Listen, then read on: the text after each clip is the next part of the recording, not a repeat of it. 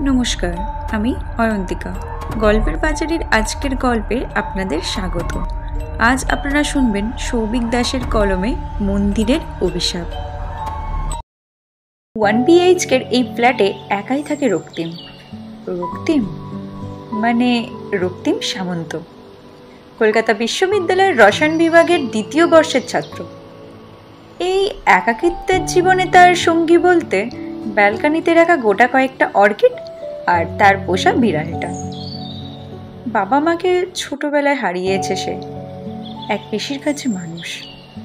তিনিও গত হয়েছেন 2 বছর হলো। খুব ভোর না হলেও তাড়াতাড়ি ঘুম থেকে ওঠে আর দৈনিক সংবাদপত্র বেশ মন দিয়ে পড়ে।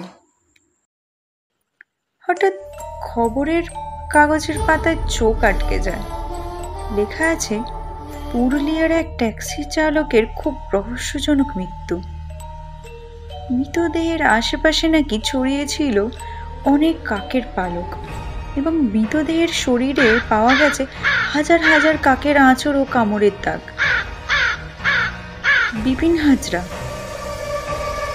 নামটা চেনা লাগছে, কোথায় যেন শুনেছে, মনে করতে পারে না। রোজকার নিয়ম মেনে বিশ্ববিদ্যালয়ের উদ্দেশ্যে রওনা দেয়। কলেজ থেকে ফিরতে রাত হয় রক্তিমের। বাস থেকে নেমে কিছুটা হাঁটতে হয় রক্তিমকে। নিজের ফ্ল্যাটে যেতে হলে রিক্সাও পাওয়া যায়, কিন্তু কোনোদিনই রক্তিমের তার দরকার পড়ে না। আজও হেঁটেই ফিরছিল সে। সারাটা রাস্তা রক্তিমের মনে হয় 3টে কাক যেন তার পিছু নিয়েছে। এত রাতে কাক, একটু অদ্ভুত লাগে তার ব্যাপারটা। কিন্তু এর থেকেও রহস্যময় হলো, বারবার তার যেন মনে হচ্ছে একটা আবছা অন্ধকার যেন তার পিছনে ভেটে বেড়াচ্ছে। মনের ভুল ভেবে এগিয়ে যায়। ফ্ল্যাটে ফিরে দরজা খুলেই আটকে ওঠে সে। এই কি অবস্থা তার ঘরের! চারিদিকে ছড়িয়ে রয়েছে মুরগি, কাক, শকুনের পালক আর কাটা মাথা। আর ঠিক সেই সময়ই মনে পড়ে যায় সকালের পড়া খবরের নামটা, বিপিন হাজরা। এর বাড়িতেই তো উঠেছিল তারা কতবার দার্জিলিংয়ে গিয়ে, আর তার হাজার বারণের সত্ত্বেও গিয়েছিল সেই পুরানো মন্দিরে। রক্তিম কিছু ভাবতে পারে না।